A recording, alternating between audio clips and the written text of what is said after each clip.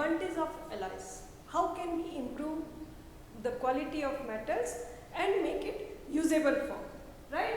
So advantage of alloys. First is colors and chemical activities can be modified. As you may have seen, iron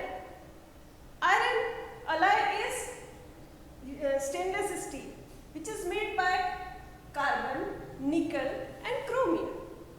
And you must have seen how different stainless steel from iron. Second is melting point can be lowered. We have seen lead and tin, if we mix together, the melting point of both the metals is decreased, and that must be 180 something. And we use this metal alloy in soldering. Third is hardness, tensors, strength can be increased. Hardness, as you have seen, brass. Brass is made by copper and zinc, which is almost looks like copper, but strength of this metal is much more than the copper, pure copper or pure zinc. Next one is corrosion can be prevented. As you must have seen, the stainless steel, iron get rusted very soon, but stainless steel we are using at home as utensils. They cannot corrode or get decreased their qualities. Now students, let us understand more about alloys. We will learn alloys and their composition, how we make them alloy and their uses, where we are using these alloys. First is solder. This is the alloy we use for soldering, and it is made by lead and tin. Next one is steel. This is alloy with iron and carbon. We mix iron and carbon and make steel and make this metal more usable, right? In construction of ship, tanks and railway tracks we are making by this steel. Because the strength of this iron is improved more, the tensile strength, the quality is also increased, right? Next one is stainless steel. We are using our utensils at home which are made by stainless steel, which not corrode anymore, and they work for lifetime, right? It is made by iron, carbon, nickel and chromium. We mix all these four elements, four metals and make this stainless steel, right? We are using that in making utensils in which we can cook also. It means the melting and boiling point of this metal improve more, and they are used as cutlery also. We eat food in stainless steel utensils also, and surgical instruments are also made by stainless steel. Next alloys comes, that is bronze.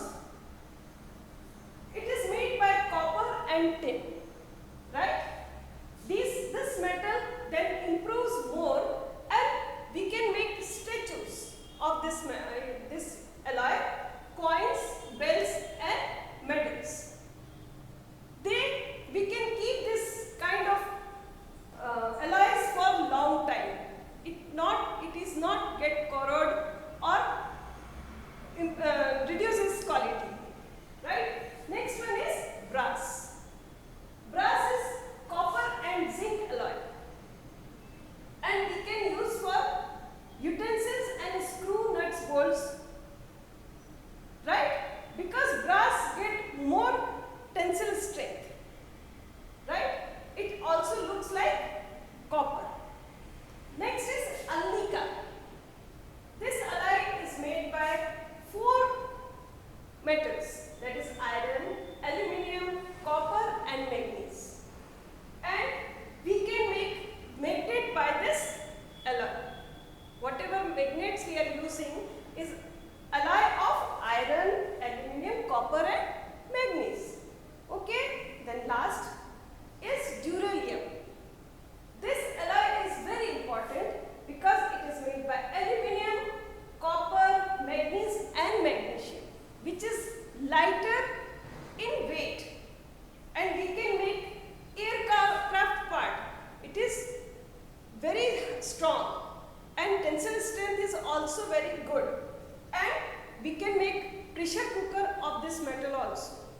is lighter in weight and very strong, right? So that's all we have learned about alloys. Now let us see the difference between metals and non-metals by slides. These articles you can see in the picture have a special shine, and these are made by different metals. The ability to shine by reflecting light from the surface of a metal is called luster. And as you can see in the picture, metals possesses luster, whereas non-metals do not possess luster. These examples are in front of you. Now come to the second property of metal, that is malleable and ductility. Malleable means elements can be hammered and beaten into sheet, whereas ductility means element can be drawn into wires. So metals are malleable. Gold and silver are best malleable metals, and non-metals are non-malleable. They are brittle. They break into pieces on hammering. Due to ductility properties, metal are used in making wires, ornaments, and different kind of products. The third property is conductivity of heat and electricity. Metals are good conductor of heat and electricity, whereas non-metals are bad conductor of heat and electricity. But two exceptional cases are there. Diamond is a good conductor of heat and graphite is a good conductor of electricity. The next property of metal is sonority, the ability to produce deep, resonant sound when struck. This property of metal is used to make string instruments. Guitar, violin, bell are made by metals, whereas non-metals are non-sonorous. Next physical property is physical state, the condition in which an element exists at room temperature. Metals are generally solid except mercury and gallium that exist as liquid at room temperature, whereas non-metals that can be solid, liquid and gas, they found in all the three states. For example, carbon, they are solid, sulfur liquid, and gas hydrogen and oxygen. Next property is color of the elements. Metals are found in very limited colors. They found in silvery, grey or golden color, whereas non-metals are found in many different contrast colors.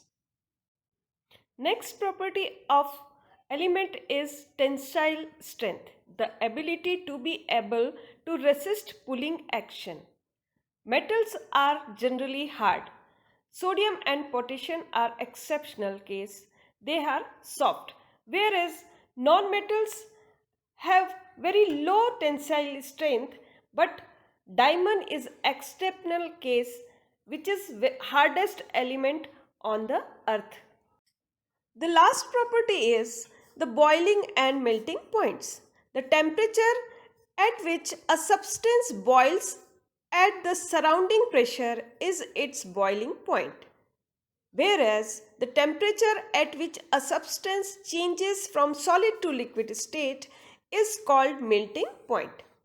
Metals have high melting and boiling points. Mercury is an exception case as it has low melting and boiling point. Sodium and potassium are also exceptions, having low melting points, whereas non-metals have low melting and boiling points. Carbon, boron and silicon are exceptions as they have high melting and boiling points.